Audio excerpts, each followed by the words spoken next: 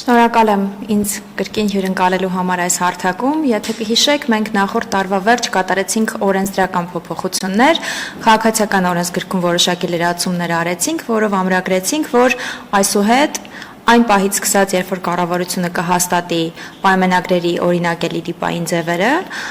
Հայաստանի Հանրապետության քաղաքացիները, եթե կկնքեն եռակողմ խառը պայմանագրեր, այսինքն առաջնային շուկայից կառուցվող անշարժ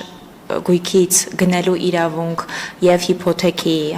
զուգորդմամբ, ինչպես նաեւ արդեն իսկ կառուցված անշարժ գույք գնելու դեպքում, ելի եթե խոսքը գնում է հիփոթեքի զուգորդմամբ պայմանագրերի մասին, հնարավորություն կունենան կնքելու on-line էլեկտրոնային հարթակում, կադաստրի կոմիտեի կողմից ներդրված էլեկտրոնային ծառայությունների մատուցման հարթակում, եւ այս գործընթացը հնարավոր կլինի իրականացնել սկզբից մինչեւ վերջ առանց նոտարական վավերացման էլեկտրոնային եղանակով։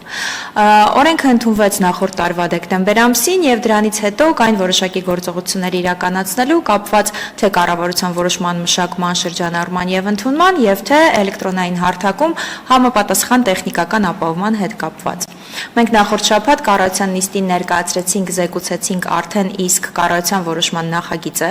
որով լրացում էր կատարվում մի կառավարության որոշման մեջ, որտեղ արդեն իսկ կան սահմանված որոշակի պայմանագրերի օրինակելի տիպային ձևեր, որոնք կնքելիս քաղաքացիները նոտարական վավերացման պահանջ չունեն, այսինքն կարող են կնքել ուղղակի երկկողմանի կամ եռակողմ առանց նոտարական վավերացման, եւ այս պայմանագրերի շարքում ավելացավ, լրացվեց նաեւ